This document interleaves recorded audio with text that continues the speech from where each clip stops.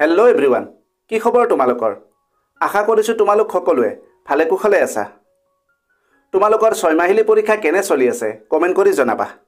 নমস্কাৰ, মই দিগন্ত। আজিৰ ভিডিঅ'টো পৰীক্ষাৰ বাবে প্ৰস্তুতি চলাই থকা শিক্ষাৰ্থীসকলৰ বাবে ছুপাৰ হেল্পফুল হ'ব। আজি আমি এখন উত্তম আৰু উন্নত মানৰ কুৱেশ্যন পেপাৰ লৈ আহিছোঁ, যি তোমালোকৰ পৰীক্ষাত ভাল নম্বৰ পোৱাত বহুত সহায়ক হ'ব। সকলো তথ্য ভালদৰে আয়ত্ব কৰিবলৈ তোমালোকে এই ভিডিঅ'টো সম্পূৰ্ণ কৰি শেষলৈকে চাবা। ভিডিঅ'টো যদি তথ্য সমৃদ্ধ হয় আৰু ইয়াৰ দ্বাৰা উপকৃত হ'লে লাইক আৰু শ্বেয়াৰ কৰিবা। চেনেলটো যদি ছাবস্ক্ৰাইব কৰা নাই, দৰকাৰী আৰু তথ্য সমৃদ্ধ ভিডিঅ'ৰ নটিফিকেশ্যন পাবলৈ চেনেলটো ছাবস্ক্ৰাইব কৰি লোৱা। তোমালোকে ভিডিঅ' স্ক্ৰীণত এখন কুৱেশ্যন পেপাৰ দেখিবলৈ পাই আছা। পৰীক্ষাৰ বাবে প্ৰস্তুতি কৰোঁতে প্ৰশ্নকাকত অনুশীলনক এক উত্তম প্ৰস্তুতি কৌশল বুলি গণ্য কৰা হয়। কুৱেশ্যন পেপাৰ প্ৰেক্টিছ কৰাৰ লাভ বহুত। পৰীক্ষাত অহা প্ৰশ্নৰ আৰ্হিৰ সৈতে চিনাক্ত কৰে, পৰীক্ষাৰ ফৰ্মেটৰ সৈতে পৰিচিত কৰে, জ্ঞানৰ ব্যৱধান চিনাক্ত কৰে, উত্তৰ লিখনি কৌশল উন্নত কৰে, সময় ব্যৱস্থাপনা উন্নত কৰে, আত্মবিশ্বাস বৃদ্ধি কৰে। ইয়াৰ উপৰিও আৰু বহুতো লাভালাভ আছে। কুৱেশ্যন পেপাৰ প্ৰেক্টিছ কৰোঁতে এটা সময় নিৰ্ধাৰণ কৰি ল'বা। আৰু আটাইতকৈ গুৰুত্বপূৰ্ণ কথাটো হ'ল, কুৱেশ্যন পেপাৰ প্ৰেক্টিছ কৰাৰ কিছুমান টিপছ আছে। যদি সেই কৌশলমতে প্ৰেক্টিছ কৰা, তোমালোকৰ প্ৰস্তুতি বহু পৰিমাণে উন্নত হ'ব আৰু পৰীক্ষাত ভাল নম্বৰো পাবা। এই বিষয়ে ভিডিঅ' এটাত আলোচনা কৰিছিলোঁ। ভিডিঅ'ৰ লিংক ডেছক্ৰিপশ্যনত আছে, তোমালোকে ভিডিঅ'টো চাই ল'বা। আৰু যদি এই পেপাৰখনৰ PDF লাগে কমেণ্ট কৰিবা। লগতে তোমালোকৰ প্ৰস্তুতি কেনে চলি আছে এই বিষয়েও কমেণ্টত লিখিবা। এতিয়া তোমালোকে পেপাৰখন ভালদৰে চাই লোৱা।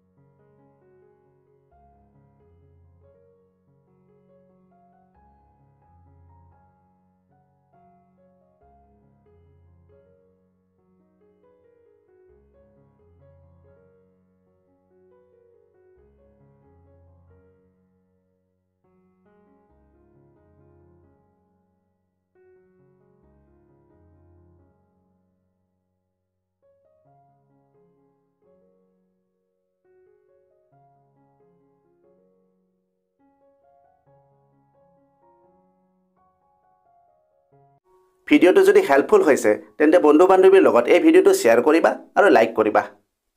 আজিলৈ ইমানতে এৰিলোঁ। অতি সোনকালে আন এটা আকৰ্ষণীয় বিষয়ৰ সৈতে পুনৰ লগ পাম। ধন্যবাদ। Miyavi ka shortcut मेहनत और dedication ये channel बनाए तेरा perfect foundation subscribe करो join this ride let's grow together side by side